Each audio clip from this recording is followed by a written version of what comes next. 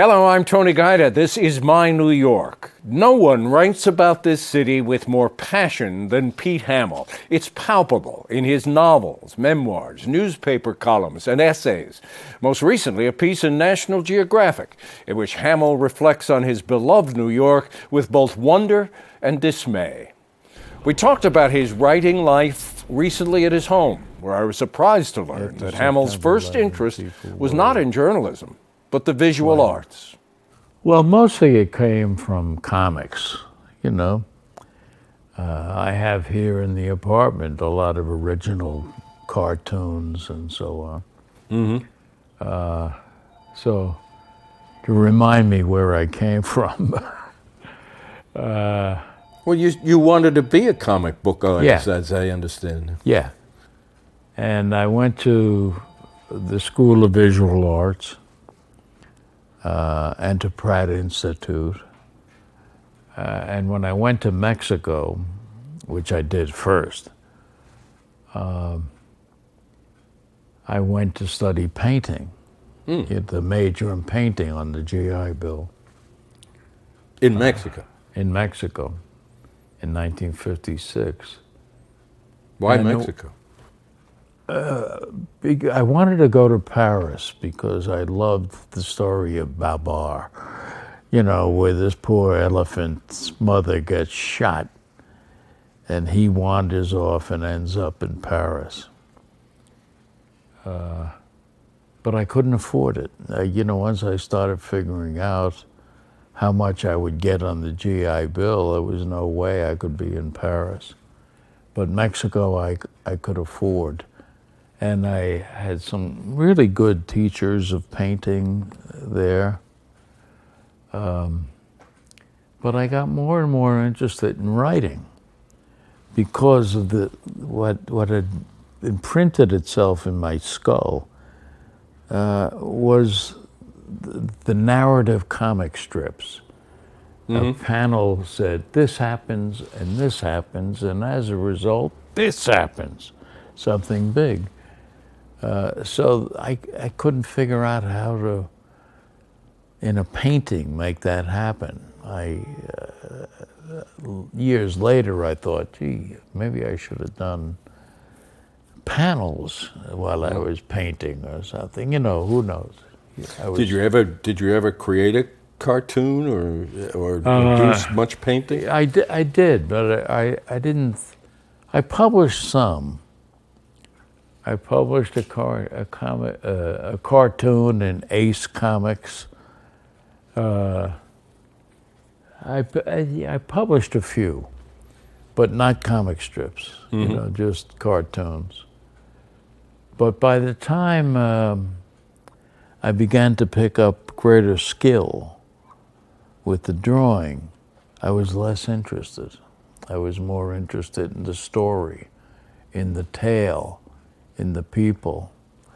And I was lucky because I had that. You know, in other words, I didn't walk around after I dropped out of high school and say, schmucko, you ruined your life. You know, there was another thing around the corner, you know, that I could do. Right. And it gave me, an impetus to keep learning more. You know, I felt like the fact that I had dropped out of high school meant that I was playing a form of catch-up ball. And so I became an even more intense reader, more absorbed with trying to find out who was good and why. And the library in Brooklyn helped to feed it. It was the treasure house of all the great stuff in history. And so even though I didn't become what I thought I was going to become, I became something. A writer. And the thing was, what I came to understand, and I was never competitive with any of my contemporaries. I I never said I want to be better than this guy or that guy or that guy. It was I wanted to be the best version of me I could make. That I wouldn't satisfy myself with the cheap shot, with the, remarks instead of literature. That I wanted it to be as genuine as I could be and have a good time too. I thought that in life you could love Gustav Mahler and Dean Martin in the same lifetime. You could admire certain low-life comics and Voltaire.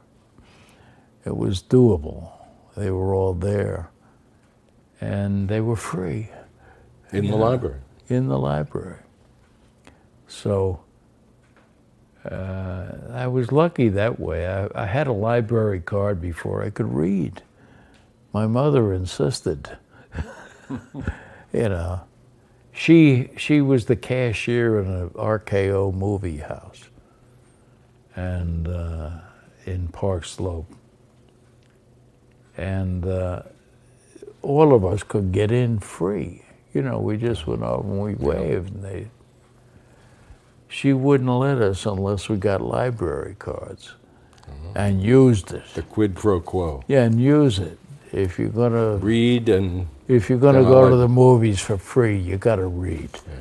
Yeah. And I think that was typical of so many immigrants of all backgrounds. Well, your interest in writing, growing from the reading, finally found a place, a first job of writing at the Post.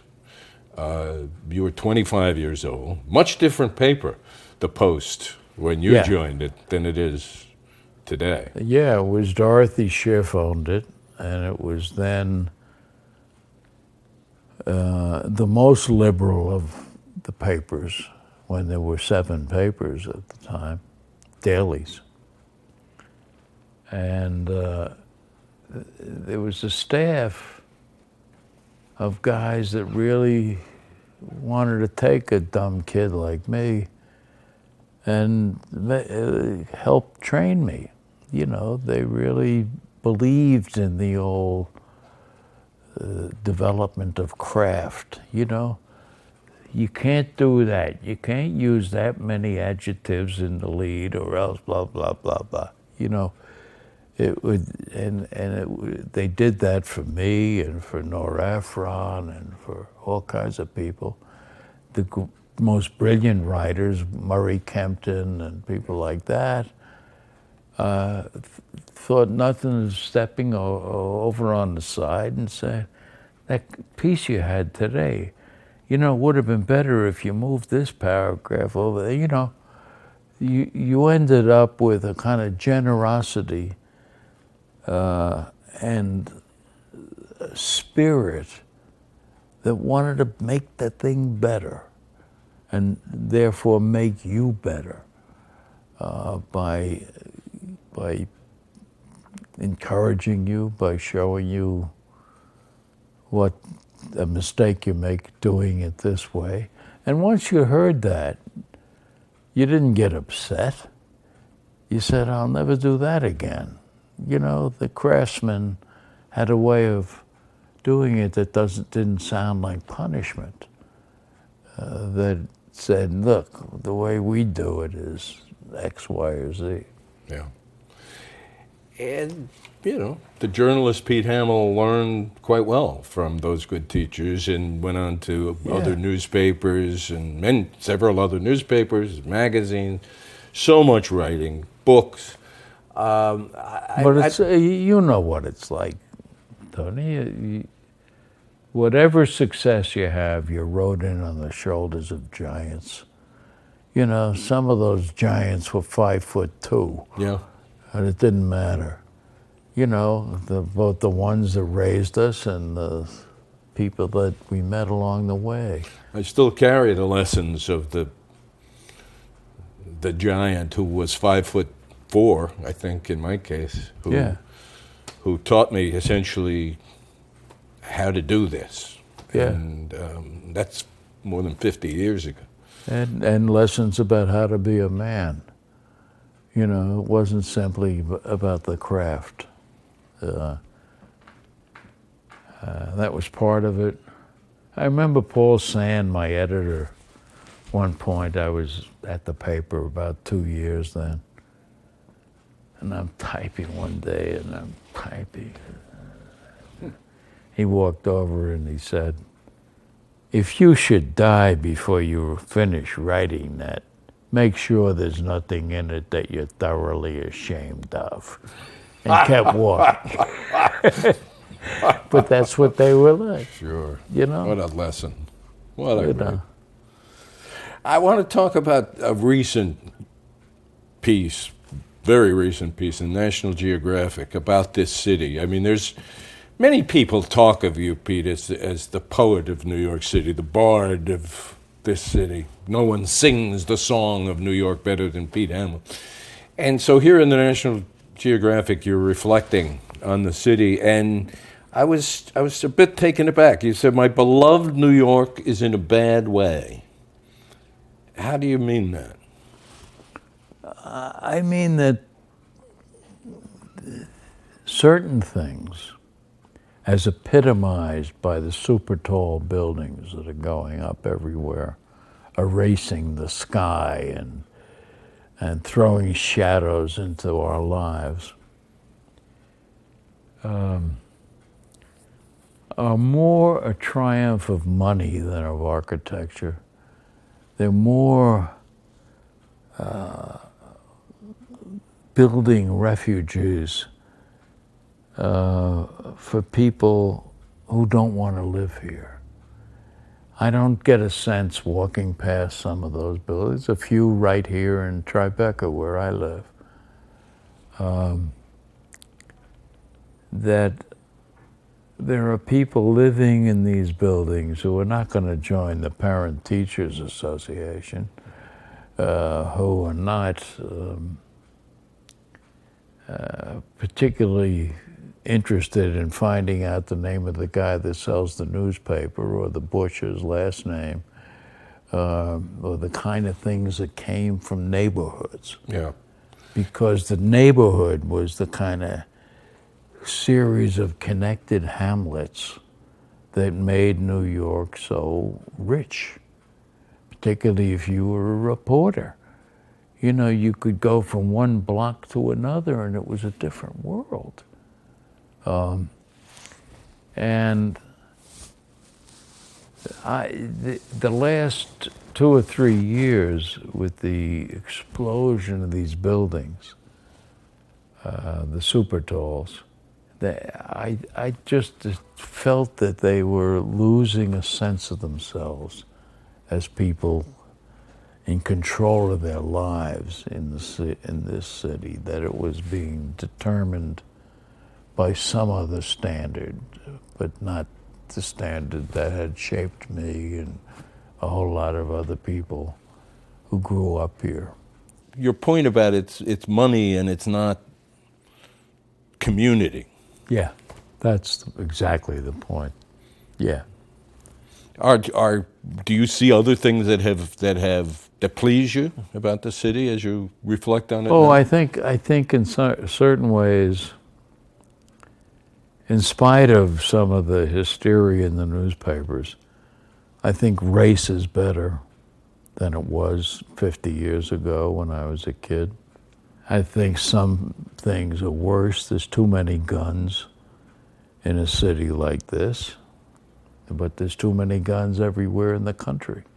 I think certain things work better. The subways work better.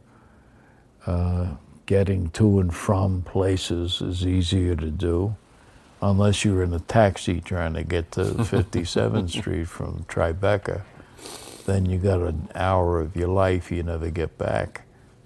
I think there's the education system's better, from what I know about it. I think manners are better.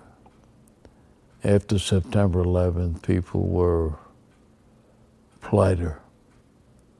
excuse me, they would say on the subway, and you would be in shock for 2 days. But it's and I accept the fact that a city, any city, but particularly this city, is dynamic, which means that it's changing all the time. I just don't like the way it's changing, with the architecture particularly. I think there's a kind of effrontery involved in the new architecture, that it's sneering at the midgets down at the bottom of the world and flexing muscles at the top somehow. And I might be imagining most of that, but I can't help it. I look at the building like this, and I remember growing up hearing the advice to young people, never live higher than a fireman's ladder. You know? And there were a lot of firemen in our neighborhood. Park Slope. Yeah. Yeah. You talk about manners, and unfortunately, I think, on display for the country right now is an epitome of really bad New York manners by the name of Trump. Oh. I thought at the beginning it was the whole Trump thing would be a relief, a kind of laughter, prolonged laughter. But it's turned into an ugliness to me. The ad hominem attacks, that you got to attack Clinton herself, and then you attack her for not smashing Bill Clinton for his infidelities, or whatever it is. Full of judgment and scorn and sneering. I don't like that. And racism. I mean, Muslims keep that. out. Yeah, of course. Yeah. I mean, I've seen that the slogan of his presidential race is "Make America Great Again," and yet the words that come out of his mouth about one race, another race, immigrants, it's almost like the slogan should be "Make America Un-American." Yeah. Or let's go back to what it was that we mention when we say the word again. Do you want to bring back slavery? How about that? Do you want to sell more heroin than we did in the 1950s?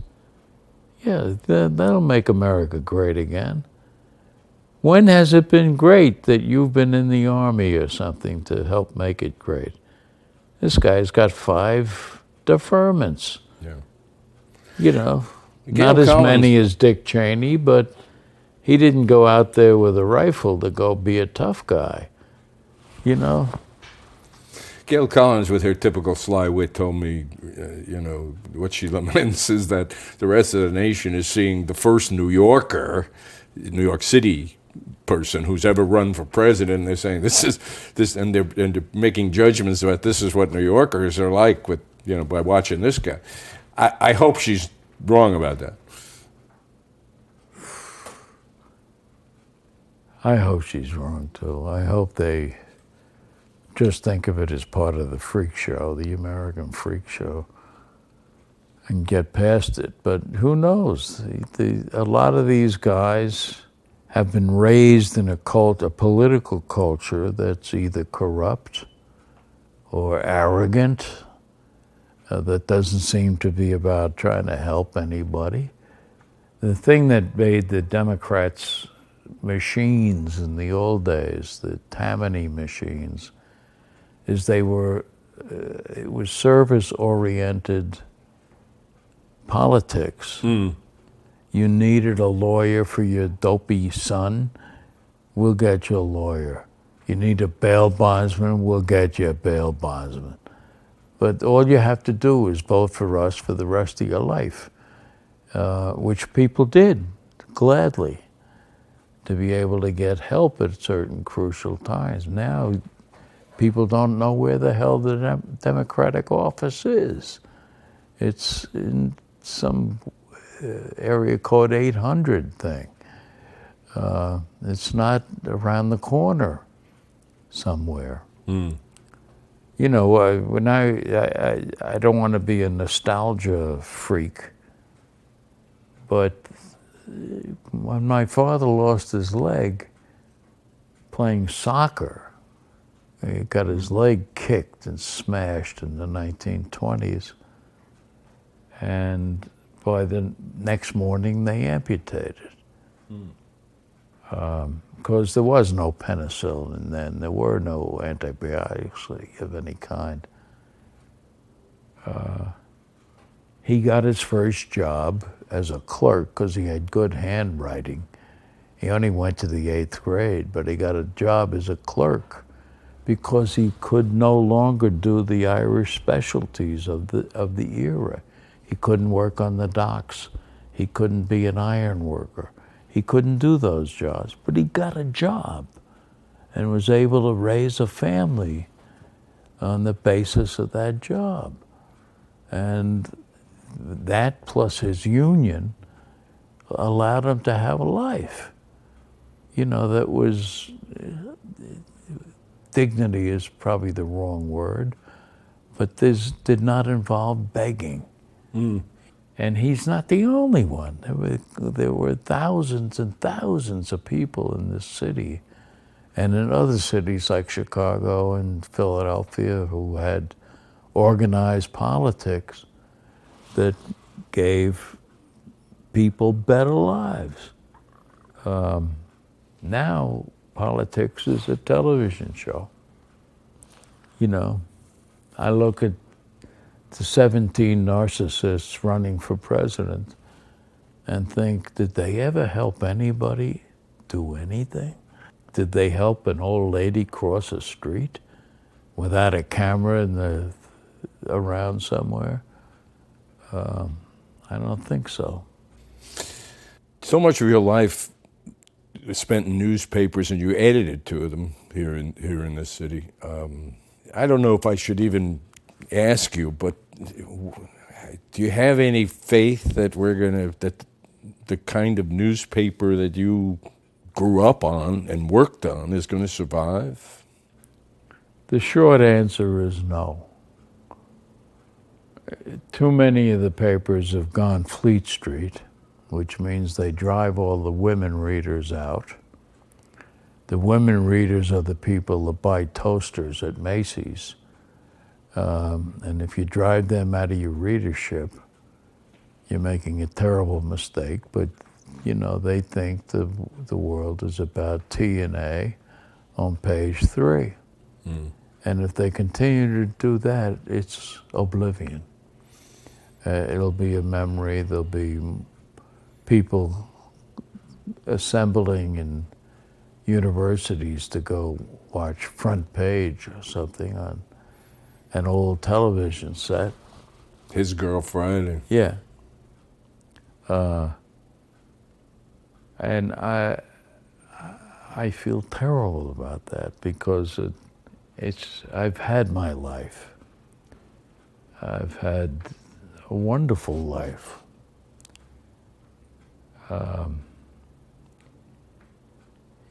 With disappointments and small defeats. But the newspapers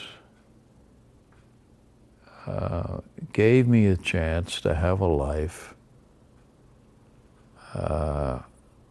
instead of an apology. The life allowed me to do something that helped other people, that helped my friends, that helped me live, in the best sense, a rich life where I could worry about murders in Brooklyn and read Balzac too. Yeah. You have enriched all of our lives, Pete Hamill, with the newspaper work, with the magazine work, with the books, nonfiction, and the novels. You made our lives better, at least those of us who have read you, and certainly it's an honor to know you, and I thank you. Thank you, man.